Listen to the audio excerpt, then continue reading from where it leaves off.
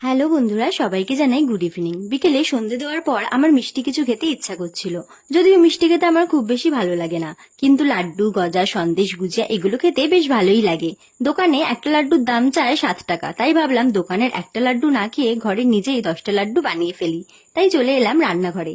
একটা মাঝারি বাটিতে এরম একটা হাতার সাহায্যে 5 থেকে 6 চামচ মতন বেসন দিয়ে তাতে হাফ কাপ মতন জল দিয়ে দিয়েছি। এরপর জলের সাথে বেসনটাকে ভালোভাবে মিশিয়ে নিয়েছি। বেশি পাতলা করব না, মিশ্রণটা একটু গাঢ় গাঢ় করে নিয়েছি। এরপর কড়াইতে একটু বেশি সাদা তেল দিয়ে তার মধ্যে এভাবে বড়ার মতো বেসন গোলাটাকে ভেজে নিয়েছি। বেশি কড়া করে ভাজিনি, আঁচটা অল্প করে দিয়ে ভেজে নিয়েছি যাতে বেশি কড়কড়ে না হয়ে যায়। এবার একটা মিক্সি জার নিয়ে তাতে বড়াগুলো ঢেলে গুঁড়ো করে নিয়েছি।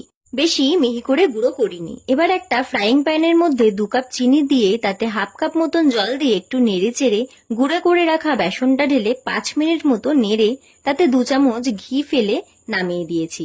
এবার হাতের সাহায্যে এভাবে গোল গোল করে পাকিয়ে তৈরি করে নিয়েছি বেসনের লাড্ডু। আর এটাকে একটু ডেকোরেশন করার জন্য আমি ওপর থেকে কিশমিশ আর কাজু কুচি ছড়িয়ে দিয়েছিলাম। তোমাদের ভিডিওটা কেমন লাগলো অবশ্যই কমেন্ট করে জানাবে।